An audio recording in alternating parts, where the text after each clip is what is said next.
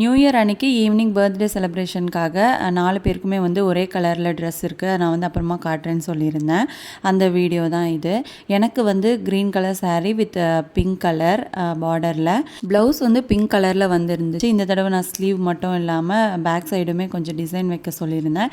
ரொம்ப சிம்பிளாக தான், அதாவது முடி மாற்ற பிரச்சனை இல்லாமல் இந்த மாதிரி வந்து வச்சாச்சு. நியூ இயருக்கு முன்னாடி நாள் தான் மத்தியானம் போல் ப்ளவுஸ் கொடுத்துருந்தேன். அதுக்கப்புறமா ஈவினிங் போல் ப்ளவுஸை வந்து வாங்கிட்டேன். ஃபாஸ்ட்டாக தைச்சிருந்தாலுமே ரொம்ப பர்ஃபெக்டாக இருந்தது ஃபிட்டிங்ஸ் எல்லாமே. பையனுக்கு வந்து க்ரீன் கலர் கோட் டைப்பு, அதுக்கப்புறமா உள்ளே வந்து ஒயிட் கலர். அதே மாதிரி ஹஸ்பண்ட்க்கும் வந்து க்ரீன் கலர் ஷர்ட்டு, அதுக்கப்புறம் அதுக்கு மேட்சாக பேண்ட்டு. அடுத்து வந்து பாப்பாவுக்கு இது வந்து சுடிதார் டைப். இது வந்து ஃபுல்லாகவே இருக்குது இப்போதைக்கு. கொஞ்சம் வளர்ந்தாலுமே வந்து கரெக்டாக இருக்கும். மேலே தூக்கிடுச்சு அப்படின்னாலுமே கரெக்டாக இருக்கும். அதுக்கப்புறமா வந்து நான் வந்து சாரீ வியர் பண்ணிட்டேன். காலையில் வந்து நியூ இயர் அன்றைக்கி சாமி கும்பிடும்போது வேறு சாரீ கட்டியிருந்தேன். அது ஃபுல் விலாகில் வந்து நான் காமிக்கிறேன்.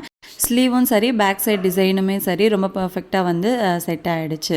நான் வந்து ப்ரீப்ளீட்லாம் பண்ணலை, உடனே வந்து ஃபாஸ்ட்டாக கட்டிட்டேன். அதனால் வந்து அந்த முந்தானை பார்த்திங்கன்னா ஒரு மாதிரி பின்னாடி பக்கம் மட்டும் அந்த மாதிரி இருந்துச்சு.